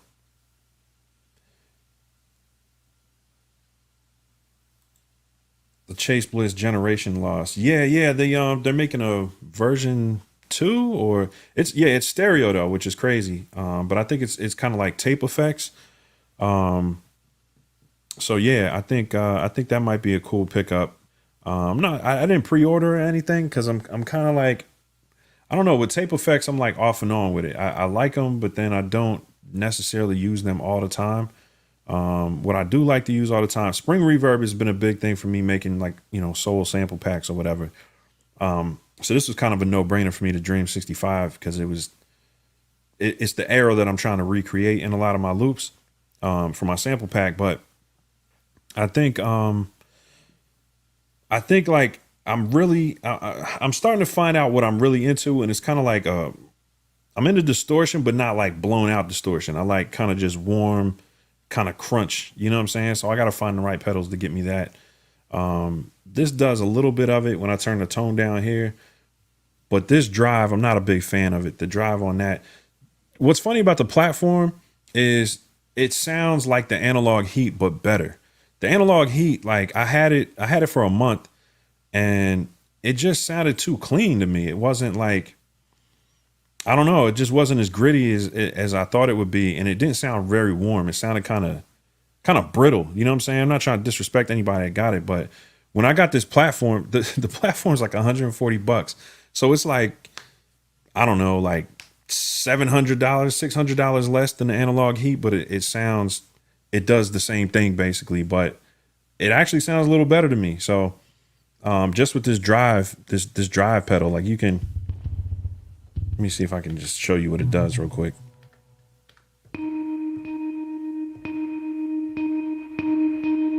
Turn the reverb down.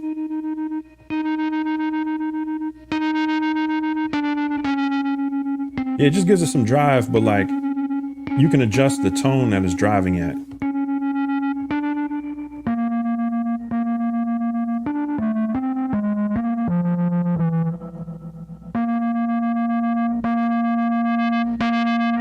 Yeah, I don't know. It just sounded it sounded better than the Analog Heat to me. It sounded more analog, you know what I'm saying, and warmer. So I had the Analog Heat, like I said, for a month. I sent it back. It just wasn't doing what a lot of people were saying it was doing. Like it just seemed really like this pedal in a bigger box with like a screen on it. So yeah, I think if somebody was looking into the Analog Heat, I'd tell them to get this first, the platform, and test it out and see if it gives you the drive that you're looking for, because it really does. It's got a compressor on it, and it's got the drive, the saturation. Well, the drive kind of is like saturation, you know what I'm saying? I don't know if it's emulating a tube or whatever, but yeah, I actually think that drive sounds better than the Analog Heat drive. That's just my opinion.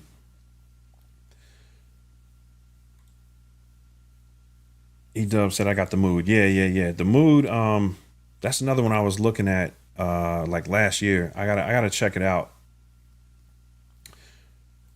But yeah, there's like Dave said, have you considered a Moog with the input option to use it for filtering like a pedal? No, I'm not so much of like hold on, let me get this logo out of my face. I'm not so much of like an analog synth type guy. I mean, I don't use a whole lot of synths in my beats. I might get more into it. But no, I mean, it's so easy to get caught up in those things, man. Like in the analog, you know, keyboards, and just have like a whole room full of them.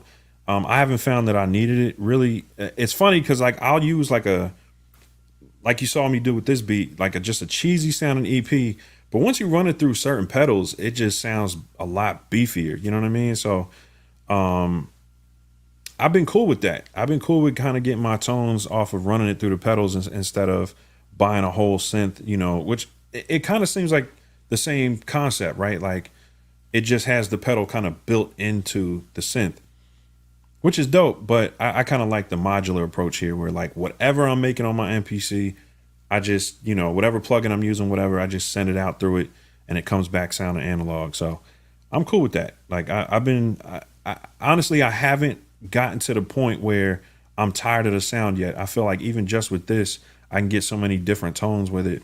But I see why guys get hooked on pedal boards, man. It's like, man, you can get so many different tones with it.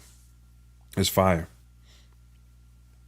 But yeah, man, I ain't gonna stay on here all night. I just wanted to kind of mess around with the pedals and the Rodecaster Pro and kind of get a feel for it. I got to listen back to the stream and kind of see what the audio quality is like.